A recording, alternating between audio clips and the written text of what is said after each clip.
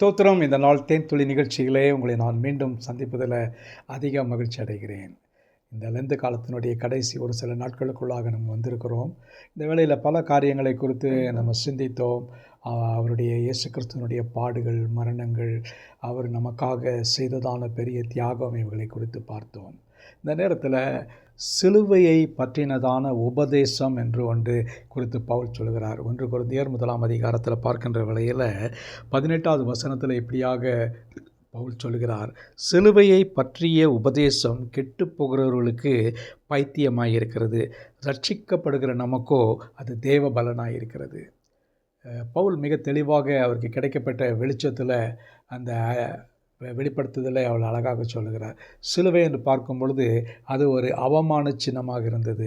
குற்றவாளிகளை, கொலை செய்தவர்களை கொலை செய்து ஆணியிலே அடித்து கொல்லப்படுகிறதான ஒரு கொலை கருவியாகத்தான் அந்த சிலுவை காணப்பட்டது. இயேசுவின் காலத்துக்கு முன்னே கூட பல பயங்கரமான குற்றவாளிகள் சிலுவையிலே அறையுண்டிருக்கிறார்கள்.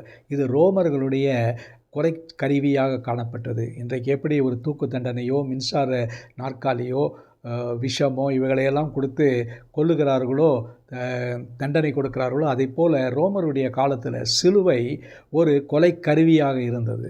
அந்த கொலை கருவி இயேசு கிறிஸ்து வரைக்கும் அது ஒரு அவமான சின்னமாக இருந்தது.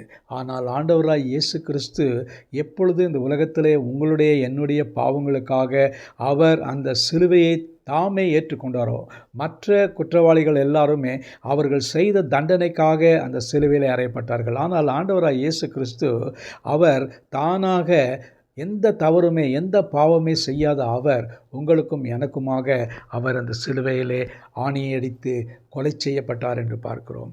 ஆகவே தான் அந்த காலங்களிலே யூத மக்கள் மத்தியிலே சிலுவை என்று சொன்னாலே அவர்களுக்கு ஒரு அருவருப்பான சின்னமாய் காணப்பட்டது.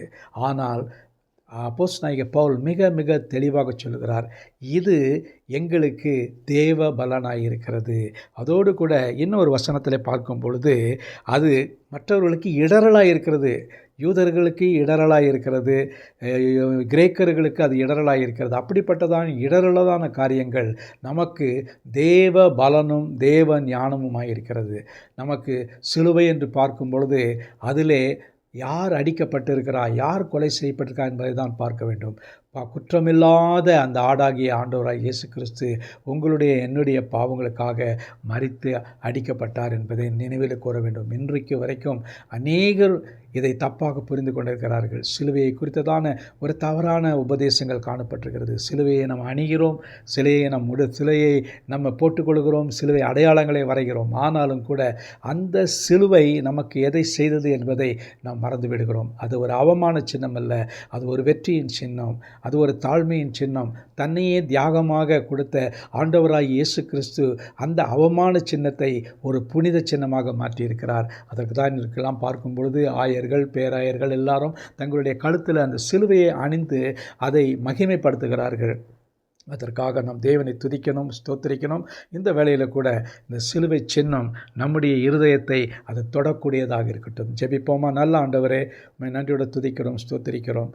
ஆண்டவரே, இந்த சிலுவை எங்களுக்கு ஒரு அவமானமாக, ஆண்டவரே, வெட்கமாக தோன்றாதபடிக்கு எங்களுடைய வாழ்க்கையில் இது ஒரு தேவ பலனாகவும் தேவ ஞானமாகவும் எங்களுக்கு விளங்க இந்த நாளிலே அருள் புரிந்ததற்காக ஸ்தோத்திரம். மீட்பர் இயேசுவின் நாமத்தில் ஜெபிக்கிறேன் நல்ல பிதாவே. ஆமேன், ஆமேன். கர்த்தர் உங்களை ஆசீர்வதிப்பாராக. இந்த நாள் ஒரு மகிழ்ச்சியான ஒரு நாளாக அமையட்டும்.